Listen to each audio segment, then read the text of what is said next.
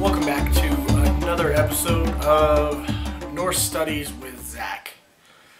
We're going over the culture of the Teutons. If you haven't watched any of my episodes, they're in 10-minute intervals. We're just reading this together. Feel free to start at any episode that you've missed. Go back through my page. You can catch up with us. It's pretty easy. We're just going to go through this book together, kind of discern what Wilhelm Grönbeck is trying to say about Norse culture. The humanity of the Teuton is not the humanity of modern European, hence our aloofness that no romantic revival has been able to overcome. In the north, the European hovers about with the gratification and lurking uneasiness of a guest. In Hellas, he feels at home. The heroes of Homer are as friends and intimates compared with the Vikings. These battling and boasting, suffering and weeping heroes and heroines are more of our own flesh and blood than the purposeful men and women of the sagas.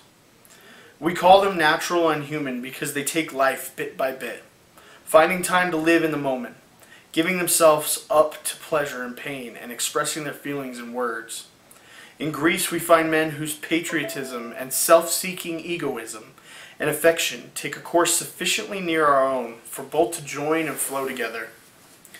Even their gods are not so far from what we, in our best moments and our worst, ascribe to higher powers. There is hardly need of any adaptation on our part. The gods and men of ancient Greece can of themselves enter into us and be transformed.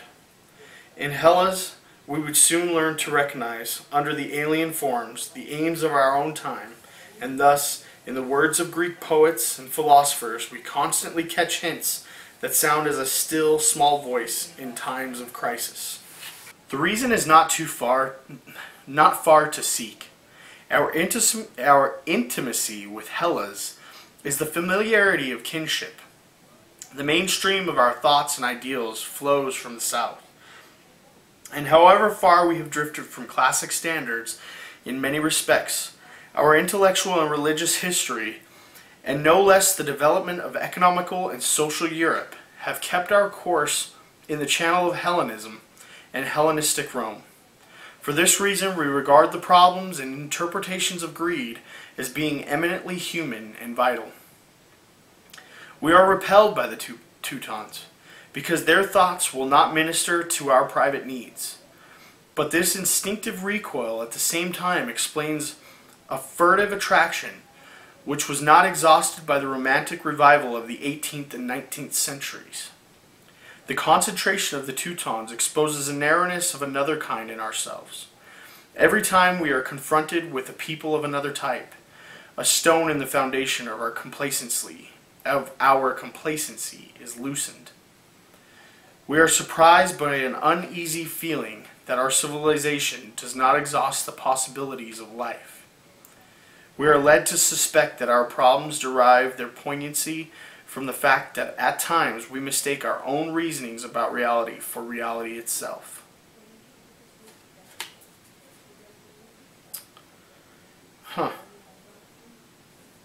So that's very interesting. So throughout time, we have had situations where other cultures enter our lives, where we sit here and we think that those people are bad for whatever reason. And this has gone on since the beginning of time. I'm not talking about modern day politics or anything like that. I'm talking about there has been all sorts of stuff. You know, the Irish.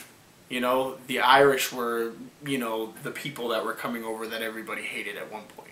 Italians, everybody. Everybody's had a situation in every country, in every culture. No one's exempt from this.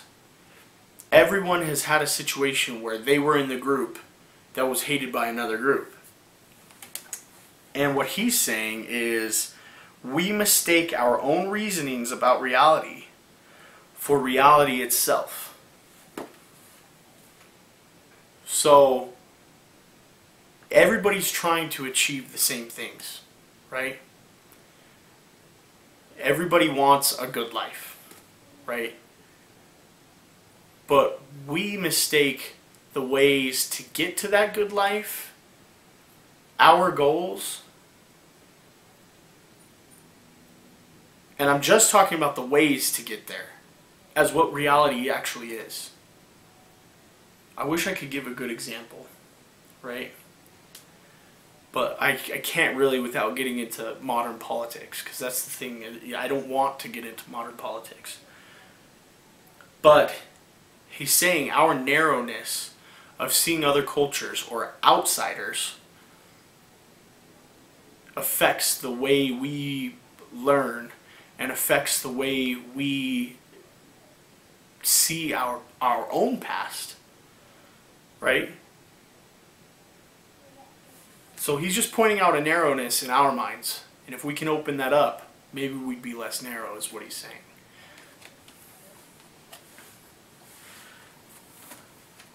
We become dimly aware that the world stretches beyond our horizon. And as this apprehension takes place, there grows upon us a suspicion that some of the problems which baffle us are problems of our own contrivance. Our questionings often lead us into barren fastnesses,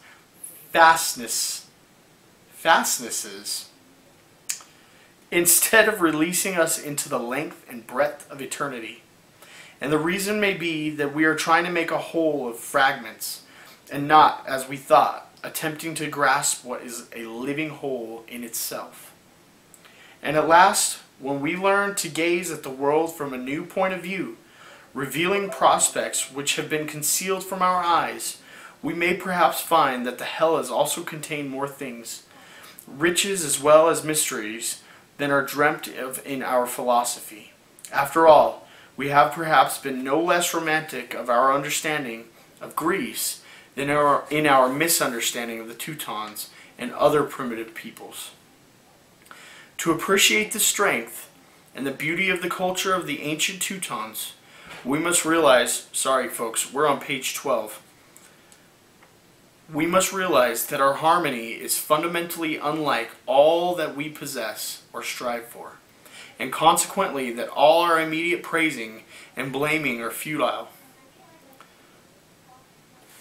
All our immediate praising and blaming are futile. So regardless of who we blame for our problems, or who we praise for our blessings, we're still all trying to reach the same goal.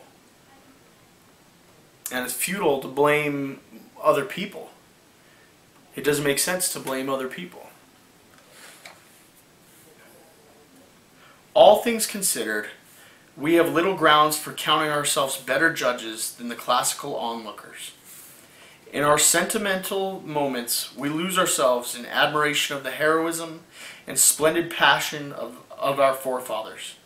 But in our moments of historical analysis, we pride ourselves in styling them barbarians. And this vacillation is in itself sufficient to show that in our appreciation, we have not reached the center whence the Teutons' thoughts and actions drew their life and strength. If we would enter into the minds of other peoples, we must consent to discard our preconceived ideas as to what the world and man ought to be. So if we're to understand other people, we need to throw away everything we know and everything we've been taught and learn from these other people as if we're babies, whether they're ancient cultures or otherwise.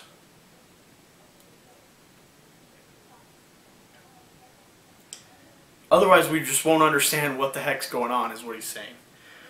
It is not enough to admit a set of ideas as possible or even plausible. We must strive to reach a point of view from which these strange thoughts become natural. We must put off our own humanity as far as it is possible and put on another humanity for the time.